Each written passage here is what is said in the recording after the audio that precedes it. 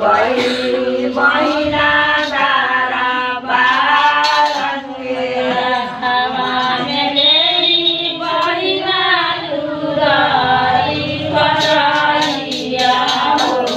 लुगारी फटाइया हो चली भाई